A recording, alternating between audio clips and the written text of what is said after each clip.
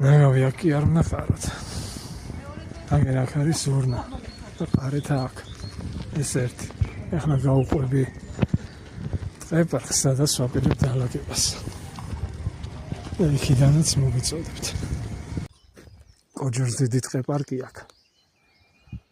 და იმის თქმა მინდა, რომ ყველა ჩვენთაგანის პასუხისმგებლობა სულ ცოტა დავიცოთ გარემო რისგან. მოუწოდოთ ადამიანებს, რომ არ დაყარონ ძირს ნაგავი და ჩაყარონ ურნაში. ალურად შევეცდები გზასაც მივაქციო ყურადღება, მაგრამ სინამდვილეში აქეთ ხარეზი არის, აქეთ რელიეფი არის უფრო მეტი გადაყრილი. რა თქმა უნდა, ვინც გადის, გამოდის, ყველა ყრის ნაგავს, ყველას გულისხმობ, იმისას ჩვევაში აქ გადაგდება. ძალიან ბევრი არიან. მოკლედ ეს გაყოლება სულ ნაგავში არის რა.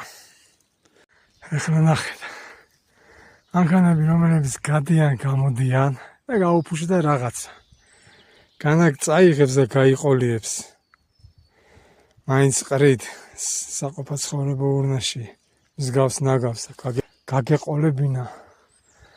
ურნამდე მაინც გვერდზე დაგედო და მიეხედებოდა რაღაცნაირად და ფეხებზე დაიკიდა ადამიანმა. გააჩერა და გადმოაგდო. უგრეთ საიდანაც დავიწყე, გამოვყევი. შემოვედი აქამდე. ხო, და დაგროვდა ეს 6 პარკი.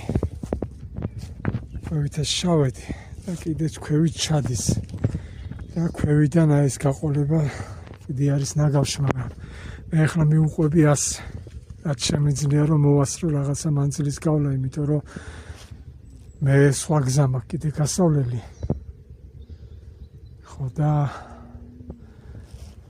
ზევით ხარზე წყარო არის და ფიქრობ იქ დავტოვო ესენი და მივაწოდო შესაბამის სამსახურს ინფორმაცია, ფიქრობ დასუფთავების სამსახურს, თბილისის ჯგუფს